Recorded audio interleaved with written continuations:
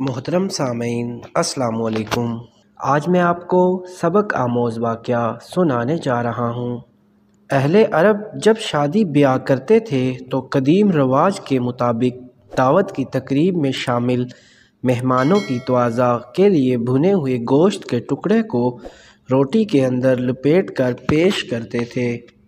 اگر کسی تقریب میں گھر کے سربراہ کو پتہ چلتا کہ اس شادی میں شریک افراد کی تعداد دعوت میں تیار کیے گئے گوشت کے ٹکڑوں کی تعداد سے زیادہ ہے یا زیادہ ہو سکتی ہے تو وہ کھانے کے وقت 2 روٹیاں گوشت کے بغیر ایک دوسرے کے ساتھ لپیٹ کر اپنے اہل خانہ، رشتہ داروں اور انتہائی قریبی دوستوں میں تقسیم کرتے تھے، جبکہ گوشت روٹی کے اندر لپیٹ کر صرف باہر سے آئے ہوئے اجنبیوں کو پیش کیا جاتا تھا۔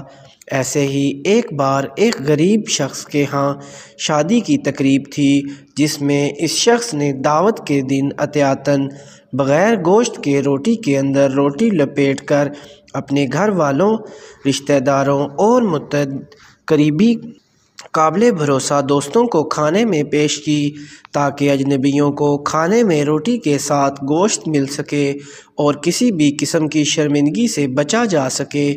جنہیں صرف روٹی ملی تھی انہوں نے ایسے کھانا شروع کر دیا گویا اس میں گوشت موجود ہے، سوائے اس کے ایک انتہائی قریبی رشتہ دار کے۔ اس نے روٹی کھولی اور گھر کے سربراہ کو بلایا اور غصے سے بلند آواز میں اس سے کہا، اے عبداللہ کے باپ، یہ کیا مذاق ہے؟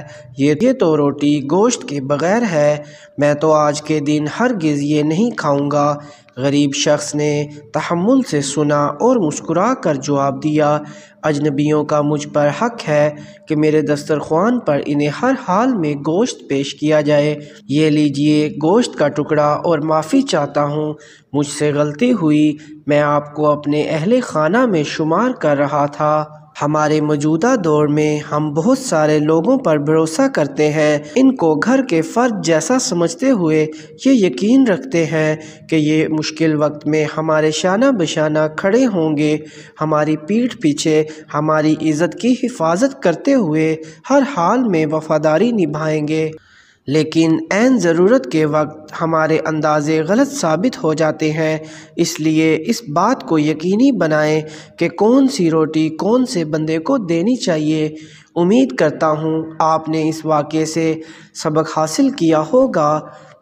اگر آپ کو یہ ویڈیو پسند آئی ہو تو ہمارے YouTube چینل کو سبسکرائب کریں اور ویڈیو کو آگے شیئر کر دیں۔